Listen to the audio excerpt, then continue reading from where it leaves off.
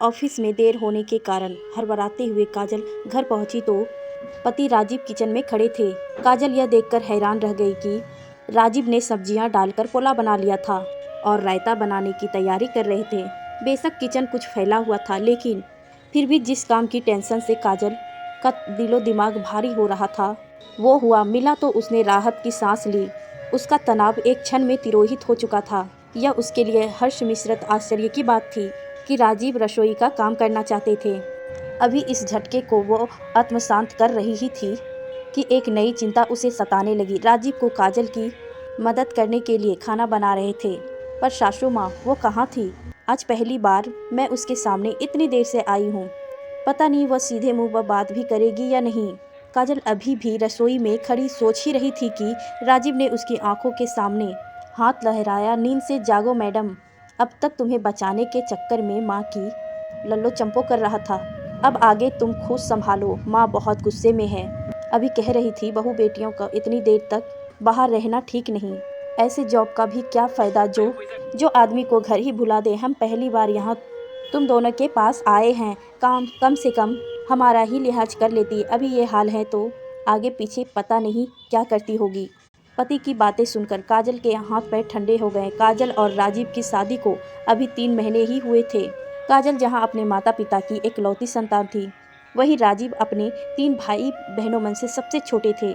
पढ़ने पढ़ाने और उसके बाद नौकरी के चक्कर में दोनों को ही लव-सव का समय नहीं मिला।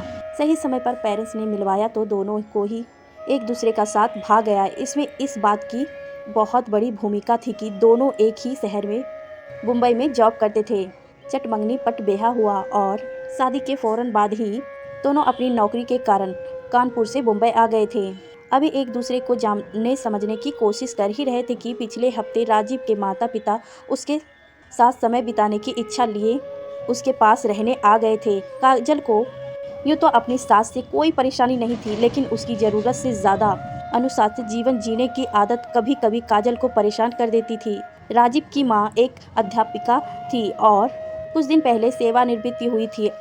अपने पूरे जीवन में उन्होंने हर काम बहुत सलीके से और समय पर किया था। इस सलीके और अनुशासन की उनको इतनी आदत पड़ चुकी थी कि अब अगर मस्त मौला काजल की कोई बात उन्हें पसंद ना आती तो वो कहती तो कुछ नहीं, लेकिन उनके हाव भाव काजल को बता देते थे कि उन्हें ये बात पसंद नहीं आई है। काजल जो पहले से ही डरी हुई थी राजीव की बातों से और घबरा गई। उसने जल्दी से मुंह हाथ धोया, कपड़े बदलने और हिचकिचाते हुए अपने सास ससुर के कमरे में उसने बात करने चली गई।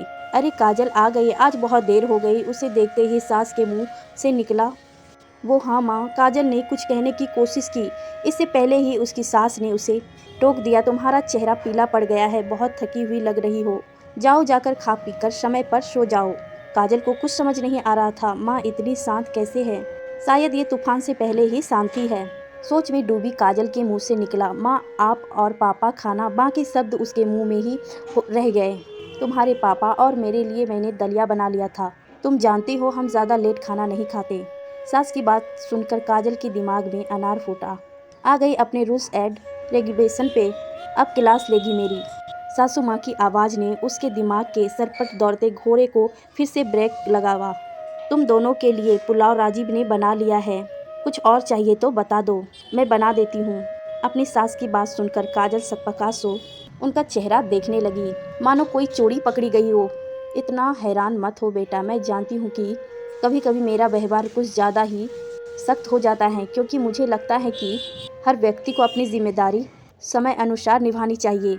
इसका मतलब यह नहीं है कि मैं एक कामकाजी महिला की समस्याओं को समझ नहीं सकती। मैंने स्वयं जीवन भर स्कूल में पढ़ाया है और मैं अच्छी तरह से जानती हूँ कि एक औरत के लिए घर बाहर की दोहराई जिम्मेदारी निभाना कितना मुश्किल होता है। सारे काम सिर्फ उसके हिस्से में ना आ जाए, इसीलिए मैंने अपने बच्चे को घर का काम सिखाया है। आज मैं चाहती तो खाना बना सकती थी, लेकिन यहाँ तुम्हारे साथ राजीव को रहना है। हम तो 2-4 दिन रहकर चले ही जाएंगे। राजीव को अपनी पत्नी का हाथ बटाने की आदत होनी चाहिए। मैंने हम दोनों के लिए खाना बनाकर अपने बेटे का बोझ तो हल्का कर लिया, पर उसे ये याद रखना होगा कि तुम्हारा बोझ हल्का करने की जिम्मेदारी उसकी है। अपनी पत्नी और माँ की बातें सुनते ससुर जी और राजीव के होठों पर तो मुस्कुराहट थी ही, काजल को भी अनुशासित साथ में छिपी श्रेहिल माँ नजर आ गई थी। उसने मन ही मन अपने पिता को धन्यवाद दिया जिन्होंने उसके लिए इतना सुलझा हुआ परिवार चुना था। सास ससुर को गुड नाइट बोलकर काजल और राजीव उनके कमरे से बाहर निकले तो काजल को झूठ मूठ धमकाने के लिए राजीव ने कान तो पकड़े, पर उसकी आंखें अभी भी शरारत से चमक रही थी। परंतु काजल की आंखों में राजीव के लिए बस प्यार ही प्यार और भविष्य के सुनहरे सपने थे।